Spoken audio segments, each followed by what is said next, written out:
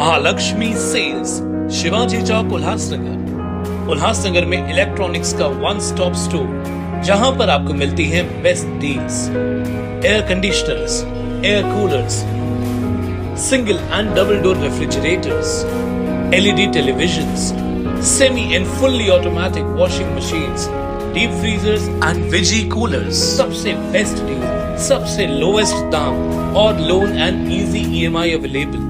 Mahalakshmi sales, electronics market, opposite RKD college, Shivaji Chowk, Ulhasnagar 3। For sales contact us on. Town Darshan news, समाचार ही नहीं विचार भी। उल्लासनगर कैंप नंबर 4 के महात्मा फुले नगर परिसर में नशेड़ियों द्वारा नागरिकों की गाड़ियों का नुकसान करने व एक गाड़ी को आग के हवाले करने की घटना घटी है। नशेड़ी युवकों ने ऑटो रिक्शा, टेम्पो व दोपहिया वाहनों की तोड़फोड़ कर एक दोपहिया वाहन को आग लगा दी। यह घटना परिसर में लगे सीसीटीवी कैमरा में कैद हो गई है।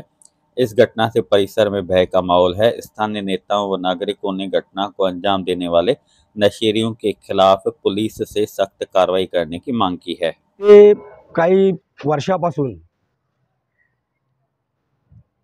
उल्हास स्टेशनच्या बाजूला चोऱ्या माऱ्या, नागरिकांना मारहाण असे प्रकार घडत आलेले आहे। त्याच्याबद्दल आम्ही विठ्ठलवाडी पोलीस स्टेशनला कंप्लेंटसुद्धा केलेली आहे। त्याच्यानंतर आत्ताच इथल्या स्थानिक रहिवाशांनी मला इथे बोलवलं। मी इथे नगरसेवक आहे। इथल्या रहिवाशांनी मला बोलवलं व रात्री इथल्या चर्ची गंजेडी लोक हे इथे स्टेशनच्या बाजूला राहतात। त्यांनी इथे एक मॅटोटर, एक रिक्षा आणि एक बाईक अशी फोडली, त्यांचं नुकसान केलं नशेमध्ये। तर आत्ताच मला ही गोष्ट कळली आणि मी पाठपुरावा करून विठ्ठलवाडी पोलीस स्टेशनला ही कंप्लेंट करणार आहे आणि त्याच्याबद्दल ACP DCP यांच्याकडेही सुद्धा तक्रार करणार आहे। मला याच्या अगोदरही 1-1.5 वर्षापूर्वी इथे रेल्वेच्या बाजूला, रेल्वे प्लॅटफॉर्मच्या बाजूला गांजा विक्रीचा धंदा चालू, तेव्हा मी स्थायिक लोकांनी मला त्याच्याबद्दल कंप्लेंट केली, माझ्याकडे तक्रार करून मला अर्ज दिला। तसेच आम्ही पोलीस स्टेशनला तक्रार केली आणि अर्ज दिलं, तेव्हा त्यांच्यावर थोडी कारवाई झाली। त्याच्यानंतर काही काळानंतर पुन्हा ते प्रकार सुरू झालं आणि ह्याच्या अगोदर बी असेच स्टेशन ब्रिजवर ह्याच्या अगोदर 5-6 वर्षापूर्वी पोलीस हवालदारला मारहाण करण्यात आली होती। त्याच्यानंतर आज हा प्रकार झालेला आहे। हा एक एपे तोडण्यात आली आहे, परत एक रिक्षा फोडण्यात आली आहे, एक बाईक जाळण्यात आलेली आहे। तर असे प्रकार होत आहे वारंवार। त्याच्याबद्दल मी इथे उपोषण करणार आहे। हे सगळे जे आहे गुंड, ह्यांच्यावर काहीतरी आळा बसण्यात यावा याच्यासाठी मी ACP व DCP साहेबांना व आमचे विठ्ठलवाडी पोलीस स्टेशनचे PI यांना भेटून या तक्रारी करणार आहे। लवकरात लवकर यांनी हे माझी तक्रारीची दखल घेण्यात यावी अशी मी यांना विनंती करतो। मी मिलिंद चव्हाण, ॲडव्होकेट प्राध्यापक आहे। थोड्या वेळापूर्वी मला माझे मित्र उल्हास फलके यांचा फोन आला आणि सदर घडलेली घटना त्यांनी मला सांगितली आणि ही घटना काही पहिल्यांदा घडत नाही आहे। यामागे जे नशेखोर प्रवृत्तीचे पोरं आहेत त्यांना यासाठी एक एरियामध्ये किंवा वार्डामध्ये असंतोष निर्माण व्हावा याकरिता त्यांना उत्तेजन देण्यात येत आहे। मागे वारंवार आम्ही पोलीस प्रशासनाची भेट घेऊन त्यांच्या कानावर ही गोष्ट घातली होती, पण इथले जे गांजा वगैरे विकणारे लोक आहेत त्या विकणाऱ्या लोकांमध्ये इथले पोरं देखील सहभागी आहेत। तर त्या पोरांना व्यवस्थित कायदेशीर मार्गाने दंड दिल्याशिवाय हा प्रकार थांबणार नाही आहे। 1 वर्षापासून महात्मा फुले नगर या ठिकाणी वारंवार गाड्यातून पेट्रोल काढण्याची पहिली सुरुवात झाली आणि पेट्रोल काढत आता जे असामाजिक तत्व आहेत, जे लोकाला विनाकारण त्रास देण्याची आसुरी आनंद घेणारे काही मुलं आहेत, याच विभागातले माझ्या माहितीस्तव आहेत ते। आणि त्यांनी मागच्या काही दिवसापूर्वी गाडी पण जाळली आहे या विभागात। घरावर दगड मारणे, घराच्या काचा फोडणे, घरात चोऱ्या करणे. आता त्यांची मजल एवढी वाढली की हे कांबळे आहेत, गरीब बिचारा आहे, रिक्षावर त्याची उपजीविका आहे आणि त्याची विनाकारण गाडीची रात्री काच फोडली गेली.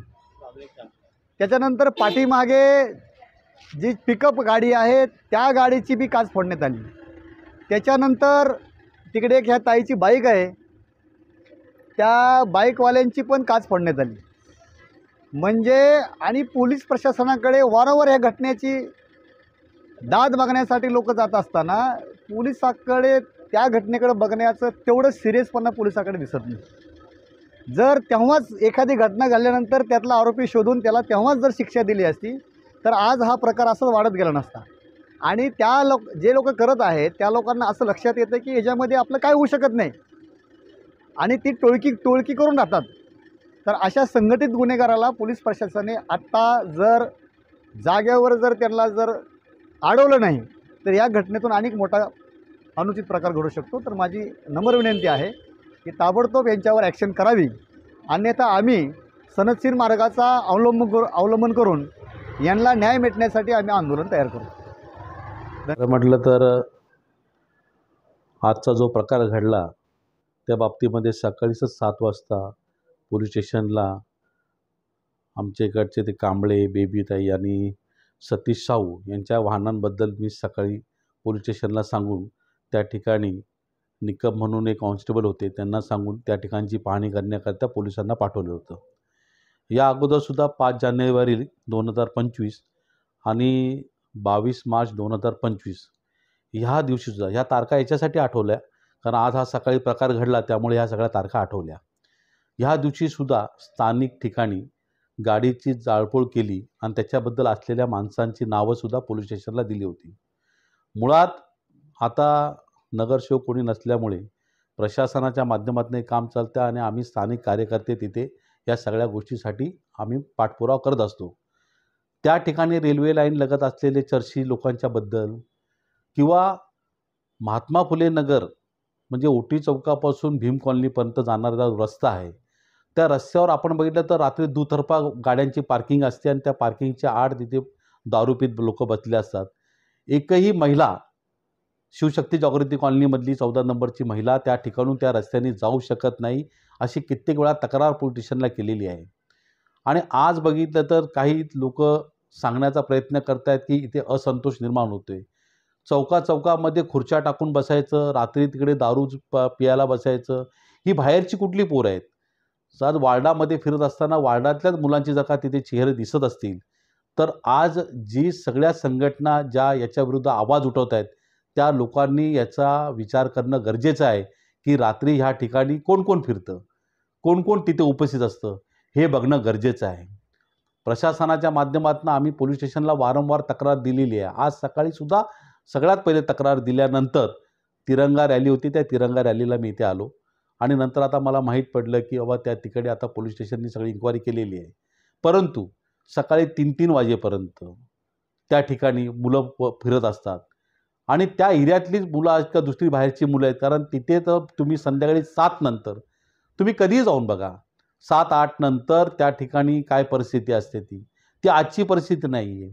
मग ह्या गाड्या येतात कुठून, लागतात कुठून, पार्किंग झाल्यानंतर त्या ठिकाणी त्याच्या आड दारू प्यायला बसतं कोण, या सगळ्या गोष्टी त्या ठिकाणी पोलीस स्टेशनच्या आम्ही निदर्शनास आणून दिलेल्या आहे. आणि मला असं वाटतं की मी कोणाचं नाव वगैरे घेणार नाही, परंतु समाजामध्ये असंतोष निर्माण व्हायला नको असेल तर सगळ्यांनी मिळून ह्या समाजाच्या विरोधामध्ये जे विकृती करणारे माणसं आहेत, जी मुलं आहेत, त्यांच्या विरुद्ध सगळ्यांनी एकत्रपणे उभं राहायला पाहिजे. आणि राहिली गोष्ट तिथे गांजा चरस विक्रीची, तर गांजा चरस विक्रीच्या बाबतीमध्ये मागे जो रेल्वेच्या पट्टीजवळ जो प्रकार घडला तेव्हा रात्री कोण तिथे उपस्थित होतं, कोण कोणाची बाजू घेऊन सांगत होतं, कोण कोणासाठी काम करत होतं, कोण कोणासाठी प्रयत्न करत होतं, हे सुद्धा संपूर्ण वार्डाने पोलीस स्टेशनला याची माहिती आहे. मला असं वाटतं की जे लोक बोलतात त्यांनासुद्धा माहिती आहेत. आता काही लोक आपण सभ्य असल्याचा आव आणून तिथे बोलत आहेत, परंतु ते बोलणाऱ्यांची पार्श्वभूमी काय ही पण पोलीस स्टेशननी बघितली गेली पाहिजे की कोण कसा येऊन तिथे कसा कोण बोलतो. ज्याचं आज वास्तव्य पण नाही ते येऊन तिथे आज नेतेगिरी करतायत. मला कोणाचं नाव घ्यायचं नाही, कारण का आज नगरसेवक कोणी नसल्यामुळे कोणी कुठे राजकारण करावं, कोणी कुठे उभं राहावं हा त्याचा प्रश्न आहे. परंतु त्या ठिकाणचा एक रहिवासी, आजही स्थानिक तिथे असलेला मी रहिवासी, त्यामुळे मला माझ्या ह्या रहिवास ठिकाणामध्ये कुठल्याही अनुचित प्रकार घडू नये असं वारंवार वाटत असतं. आणि राहिली गोष्ट, आम्ही तिथले पदाधिकारी किंवा माझी आई तिथे माझी महापौर किंवा नगरसेविका होती, आता तर प्रशासन आहे. परंतु आम्ही याबाबत वेळोवेळी पोलीस प्रशासनाला आम्ही सगळ्यात प्रथम त्यांना सांगितलं आहे की महात्मा फुलेचा जो रस्ता आहे त्याची ट्रॅफिक दोन्ही तर्फा ती काढून टाका. तिथून पहिले पोलीस स्टेशनकडे जाणारा रस्ता होता, तो रस्ता बंद केला गेला आहे. तो का बंद केला गेला, कोणी बंद केला याचा सुद्धा विचार प्रशासनाने करावा. कारण पहिले लोकांना एक पर्याय होता की तिथून मधूनच शॉर्टकटमध्ये लोक पोलीस स्टेशनला जात होती, परंतु आता त्यांना ओटीवरनं फिरून जायला लागतं.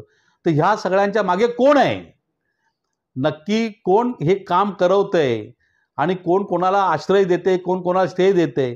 तर मला वाटतं पोलीस प्रशासनाने आता त्यांना ही खरोखर या बाईटच्या माध्यमातून मी संपूर्ण पोलीस प्रशासनाला विनंती करतो की आपण याच्या साहेब मुळापर्यंत जा आणि नंतर खरोखर कोण कोणाला मदत करते, कोण कोणाला पाठीशी घालते हे आपण त्याला माहीत पडेल.